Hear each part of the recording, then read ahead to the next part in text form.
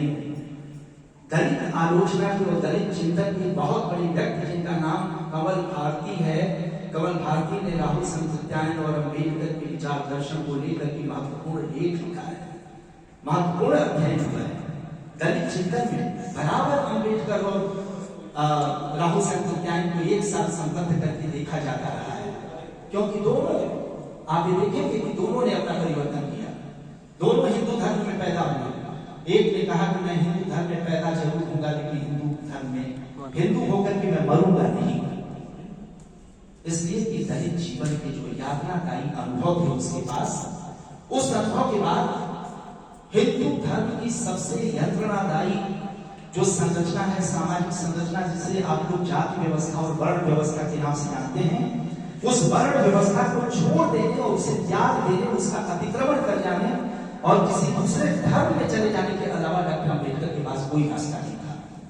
लेकिन मैं याद करना चाहता हूं कि ब्राह्मण धर्म में पैदा होने वाले राहुल सत्यायन, जिनके पास कम से कम एक सामाजिक संरचना के भीतर डॉक्टर अम्बेडकर जैसा कोई यंत्रणादायी अनुभव नहीं था, क्योंकि ब्राह्मणों को जन्म से ही एक जात में पैदा होने के चलते समाज में, और आज शताब्दी भर पहले की बात अगर मैं कह रहा हूं तो आप कल्पना कर सकते हैं कि एक जात विशेष में पैदा होने के कारण पूरी की पूरी अपात्रता के बावजूद और अयोग्यता के बावजूद हमारी सामाजिक संरचना के जो मूल्य हैं उस ब्राह्मण को महत्व देते हैं। तो आप शताब्दी भर पहले के राहुल सत्यायन को याद कीजिए। राहुल सत्यायन को उस ब्राह्मण घर में पैदा होने के चलते कम से कम एक प्रिविलेज मिला हुआ था, एक सुविधा मिली हुई थी, सम्मान की सुविधा मिली हुई थी, लेकिन वो भी घोषणा करता है कि मैं हिंदू धर्म में नहीं रहूंगा। ब्राह्मण होने के बावजूद दोनों के बीच में लगता है कि ऐसा अंतरावलंबन है, एक दलित परिवार से आता है, दूसरा ब्राह्मण परिवार से आता है, और दोनों मनुष्यता की मुक्ति का सपना देखते हैं। कई बार मैं ये कहना चाहता हूँ, इस सभा में मुझे अपने अध्यक्ष जी के निर्देश का ध्यान आ रहा है, मैं उस मर्यादा का उल्लंघन नहीं करना चाहता, मैं अपनी बात की संभाल की ओर ले जा रहा हूँ। मैं कहना चाहता हूँ कि कई बार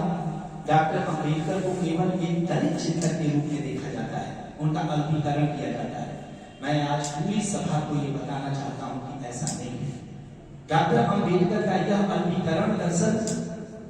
दो तरह के लोगों ने किया है। एक जो डॉक्टर अम्बेडकर का उनकी वैचारिकी का इस्तेमाल अपनी संसदीय राजनीति के ध्रुवीकरण में कर लेना चाहते हैं, उन्होंने डॉक्टर अम्बेडकर को भी केवल दलितों से संबद्ध करके देखा है। दूसरी ओर डॉक्टर अम्बेडकर का अल्पीकरण या उनकी सीमा बनाई है केवल दलितों से संबद्ध करके उन लोगों ने जो डॉक्टर अम्बेडकर के खिलाफ सवर्णों का ध्रुवीकरण चाहते हैं, जो अम्बेडकर के खिलाफ एक सवर्ण मानसिकता का जो ध्रुवीकरण संसदीय राजनीति में करना चाहते हैं, उन्होंने भी डॉक्टर अम्बेडकर का अल्पीकरण किया है। इसलिए इन दोनों चीजों से अलग हटकर देखने की जरूरत है। और मैं प्रस्ताव रखता हूं कि डॉक्टर अम्बेडकर की रचनावली उपलब्ध है, उनका लेखन आपको उपलब्ध है, आपको पढ़ना चाहिए और यह देखने की कोशिश करनी चाहिए कि किस तरह से जो डॉक्टर अम्बेडकर की केवल दलित चिंतन से प्रतिबद्धता, दलित जीवन से, उसकी मुक्ति से, उसकी स्वाधीनता से प्रतिबद्धता और आत्यंतिक प्रतिबद्धता के तौर पर जो उनका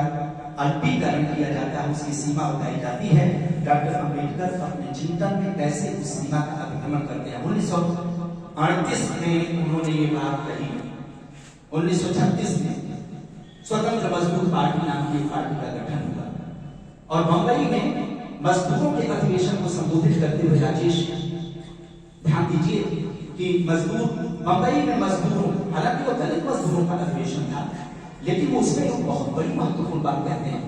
और वो कहते हैं कि ठीक है आपका संघर्ष, सबसे पहले वो भाषण देते हुए कहते हैं कि आपके दो दुश्मन हैं। दलित मजदूरों के एक अधिवेशन को संबोधित करते हुए डॉक्टर अम्बेडकर ने शत्रु गिनाए हैं और शत्रुओं की शिनाख्त और पहचान करने की आवश्यकता पर बल दिया है।